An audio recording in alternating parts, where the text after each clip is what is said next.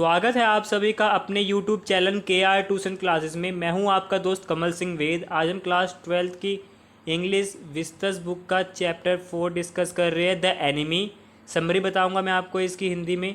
देखो भाई, पूरी वीडियो देखना ताकि इस चैप्टर को अच्छे से समझ पाओ और अच्छे से बोर्ड एग्जाम में नंबर गेन कर पाओ तुम, क्योंकि चैप्टर इंपॉर्टेंट है। क्वेश्चन आते हैं इसमें से, लॉन्ग क्वेश्चन भी आते हैं।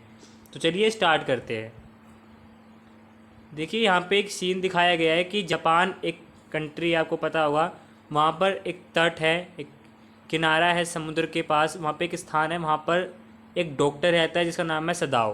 तो सदाओ होकी उसका नाम होता है। उसका घर नीचा होता है, वर्गाकार पत्थर पे बना होता है, स्क्वायर पत्थर पे बना हुआ उसका घर होता है तट के, समुद्र के किनारे पर।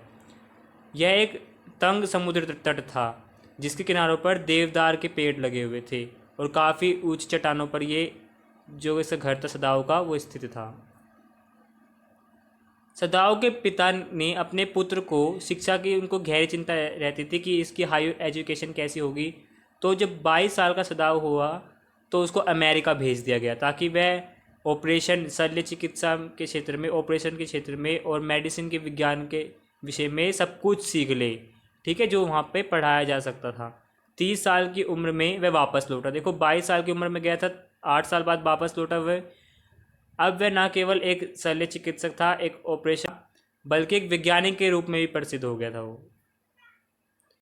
देखो, जिस टाइम वो वापस लौटा था तो यार ये वर्ल्ड वॉर सेकेंड की बात है, वर्ल्ड वॉर हो रही थी उस टाइम पर।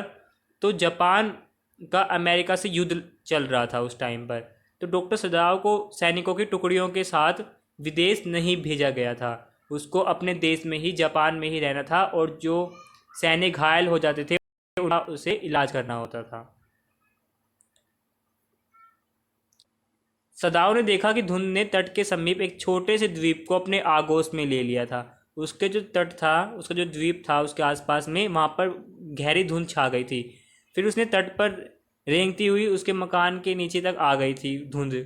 उसकी पत्नी हाना बाहर आई और उसे अपना हाथ उसके बाजू पर रखा। ठीक है, इसने उसे प्रसन्नता प्रदान की, मतलब कि वो यार टाइम स्पेंड कर रहे थे एक दूसरे के साथ काफ़ी लंबे समय के बाद, क्योंकि वॉर का टाइम था और सदाओ भी लोगों का इलाज करके अपनी फैमिली को टाइम नहीं दे पा रहा था उस टाइम पर। तो उसी टाइम पर क्या हुआ, दोनों ने एक काली वस्तु को धुंध से बाहर आते हुए देखा। वो एक आदमी था। ठीक है, वह तो लड़खड़ाता हुआ आया कुछ कदम चल करके, फिर धुंध ने उसको फिर से छिपा लिया। फिर हाना हाना को ना, सदाओ की पत्नी, बरामदे की रेलिंग को के ऊपर झुकी। उसने उस व्यक्ति को अपने हाथों से और घुटने के बल रेंगते हुए देखा, क्योंकि वो आदमी घायल था और रेंगता हुआ आ रहा था वो। फिर उसके मुंह के बल गिर पड़ा था वो आदमी और वहीं लेटा रहा। उसने सोचा कि वह शायद कोई मछुआरा होगा जो समुद्र में कहीं खो गया होगा। जब वो इसके पास आए तो उन्होंने देखा कि वह घायल था और बिल्कुल शिथिल हो गया था, स्टेशनरी हो गया था, बिल्कुल डेड हो गया था, ऐसा लग रहा था वो। उसने उसका चेहरा देखा। हाना ने कानाफूसी की, उसको पहले उसने मटरिंग की, सोचा उसने कि क्या हो सकता है ये। उसने देखा कि ये तो एक गोरा आदमी है, क्योंकि जैपनीज़ में क्या होता है कि एक गोरा आदमी नहीं मिलेगा वहाँ पर। ठीक है, अमेरिकन था क्योंकि वो आदमी।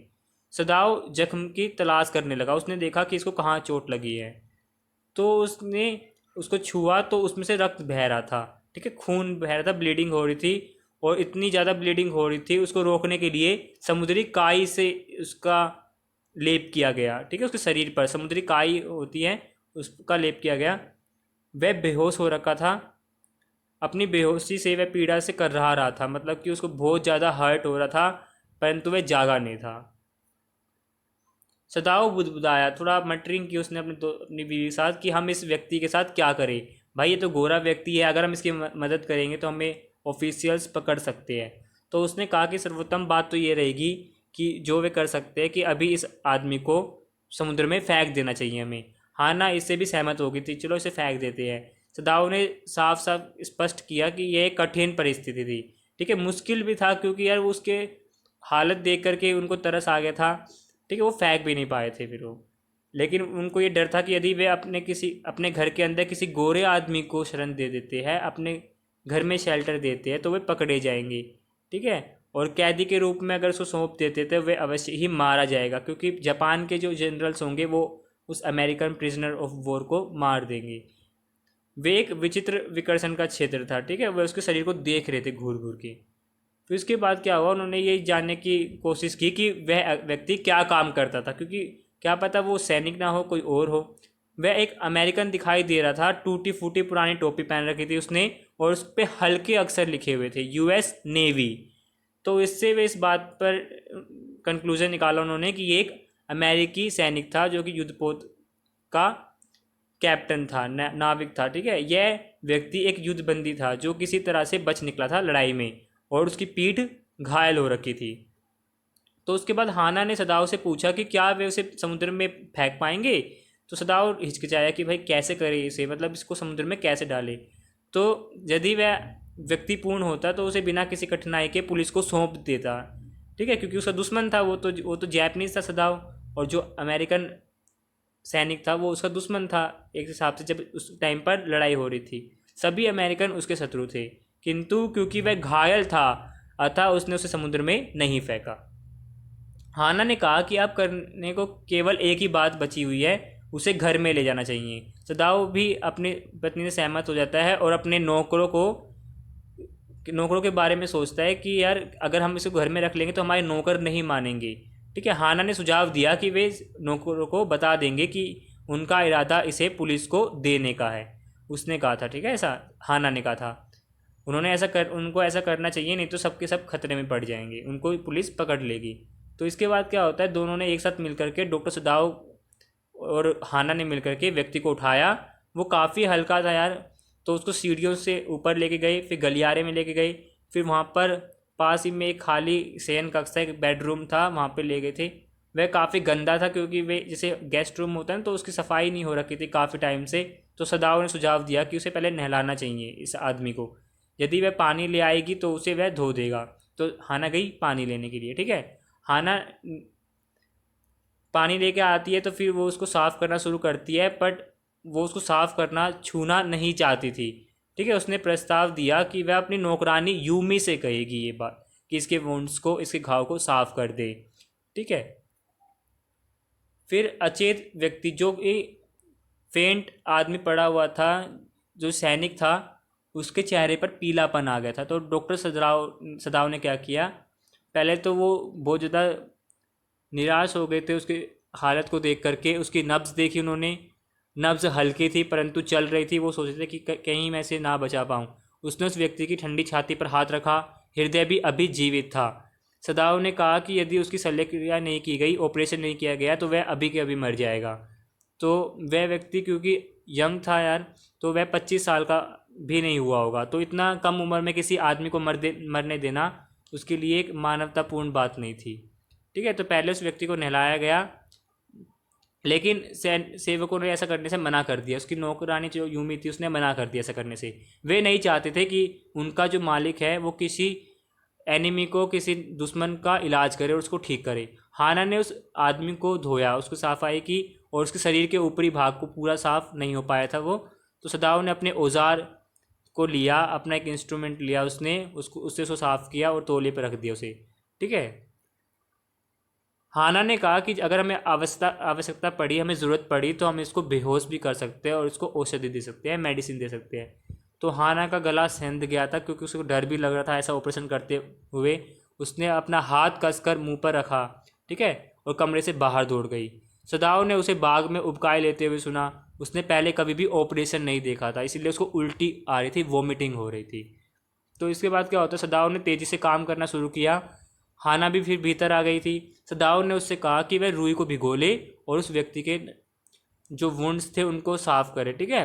फिर वह पूरी तरह से सांस लेने लगा, तो उसे थोड़ा सा हिलाया ढुलाया गया।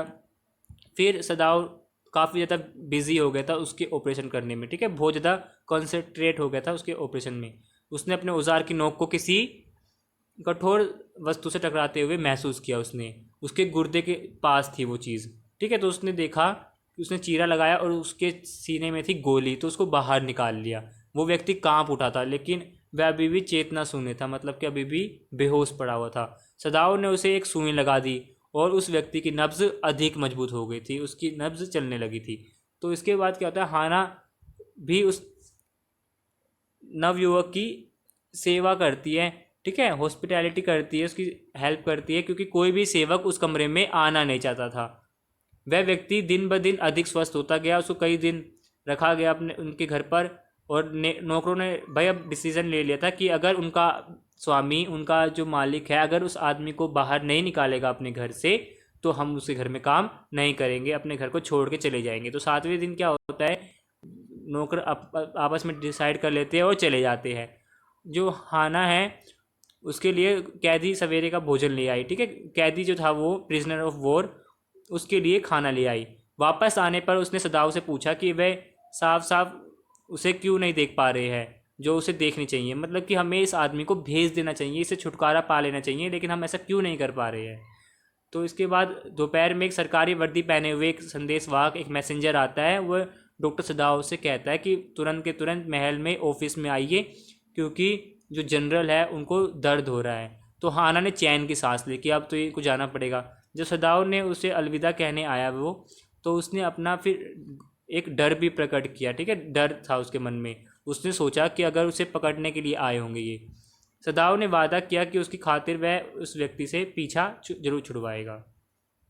सदाव ने जनरल को बताया ये, ठीक है, कि मुझे एक आदमी मिला है तो जिसकी उसे ऑपरेशन करना पड़ा था।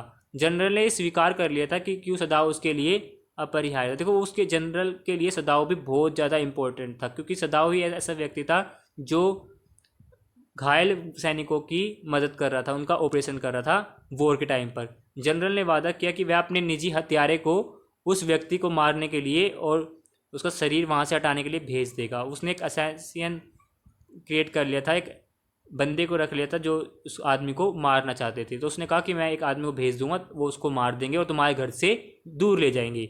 उसने सदाव से कहा कि जब वह गोरा व्यक्ति सो रहा होगा तो उसके कमरे के बाग की ओर बाहर जाने वाला रास्ता जो है वो खोल दे। इस योजना को सोचता हुआ सदाव अपने घर गया, ठीक है। वह आना को कुछ भी नहीं बताया उसने। उसने अमेरिकन को बिस्तर से बाहर निकाला और बाहर बाग में जाने के लिए तैयारी करते हुए देख करके उसने आश्चर्य देखा। उसने शिकायत की कि उसकी एक तरफ के पहलू की मांसपेशियां सख्त थी। उसने कहा कि भाई तू बाहर मत जा, तेरी मांसपेशियां अभी कमज़ोर है। डॉक्टर सदाव ने कहा कि व्यायाम और मालिश करने से तेरी जो मसल्स है ये ठीक हो जाएंगी। फिर उसने उस अमेरिकन टॉम, अब उस अमेरिकन उसका नाम था टॉम, ठीक है, उससे कहा कि वह सो जाए और आराम करे। अगली सुबह सदाव अतिथि कक्ष में आया, गेस्ट रूम में आया और उसे सोते हुए पाया। दूसरी रात भी बीत गई। फिर अब वो आदमी काफ़ी ज़्यादा ठीक हो रहा था, ठीक है, वो दाढ़ी बनाने लग रहा था अपनी, ठीक है, उसकी गालों में भी हल्की सी रंगत आने लगी थी, ग्लो आने लग गया था। तो इसके बाद क्या हुआ, सदाव ने उसे बताया कि उस समय वह बिल्कुल भी ठीक नहीं था। उसने उसको प्रस्ताव दिया कि वह उस रात अपनी नाव लेकर के तट पर रख देगा, उसमें भोजन और खाना सामग्री रख देगा और अदर चीज़ें रख देगा। टॉम उस जगह को छोड़ के दूसरे टापू पे चला जाएगा, ठीक है, और वहाँ पे जा कर के वह सेफली रह सकता है जब तक कि कोई कोरियन शिप वहाँ पे ना आ जाए, ठीक है, कि कोरियन अमेरिका के साथ अलायंस में था उस वक्त। तो वहाँ कोई भी नहीं रहता था क्योंकि तूफ़ान में वह डूब जा सकता था, इसलिए तूफ़ान की ऋतु भी नहीं थी, ठीक है, तो वो वहाँ पे रह सकता था उस जगह पर और मछली वगैरह खा करके वहाँ पे रह सकता था। जैसे ही अंधेरा हुआ, सदाव ने, जो नवयुवक था, जो सदाव का जो अमेरिकन सैनिक था, उसको बच निकलने के लिए तैयारी करने लगा। उसने उसे अपनी तेज़ प्रकाश वाली बैटरी दी उसने, ठीक है, उसको भोजन समाप्त कर चुका था वह खाना खाने के बाद और सूर्यास्त का समय हो गया था। तो 2 बार उसने प्रकाश की चमक करी, ठीक है, कि वह वहाँ पर पहुँच चुका है। उस कैदी को जापानी वस्त्र पहनाए गए, ठीक है, उसके लाल बालों वाले सिर पर अब उसके लाल बाल थे और उसके ऊपर कह दिया गया काला वस्त्र लपेट दिया गया। उसने नाव तक मार्ग ढूंढ लिया था। सदाव ने तब तक प्रतीक्षा की जब तक उसे अपने तट पर से एक संकेत रूपी चमक ना देख ली गई। रात को डॉक्टर सदाव को जनरल की एक आपातकालीन ऑपरेशन करना पड़ा, उसके लिए बुलाया गया। उसकी पित्त की थैली शामिल थी।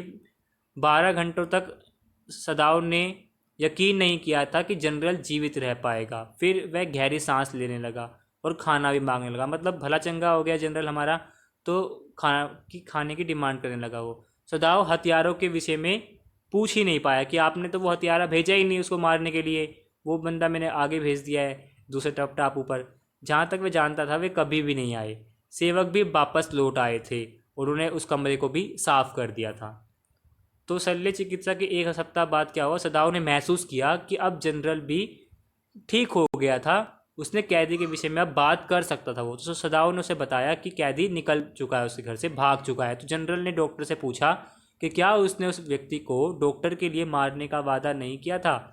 तो उसने सत्य को स्वीकार कर लिया। उसने कहा कि हाँ भाई, मैंने तुमसे वादा तो किया था, बट ये मेरी ही गलती थी कि मैं उन आदमियों को नहीं भेज पाया। ठीक है। उस रात सदाव ने गोधूली के समय द्वीप से प्रकाश की प्रतीक्षा की कि भाई मैं देखूं तो सही वो आदमी पहुंचा ही नहीं पहुंचा उस तट पर। तो वहाँ पे कोई भी प्रकाश नहीं था। इसका मतलब था कि उसका कैदी कहीं दूर चला गया था और सुरक्षित था। सदाव आश्चर्य कर रहा था कि वह उस आदमी को, उस यंगर मैन को, उस सैनिक को क्यों नहीं मार पाया, जबकि वह गोरा आदमी था और उससे वह नफरत करता था। तो यार यही था तुम्हारा चैप्टर।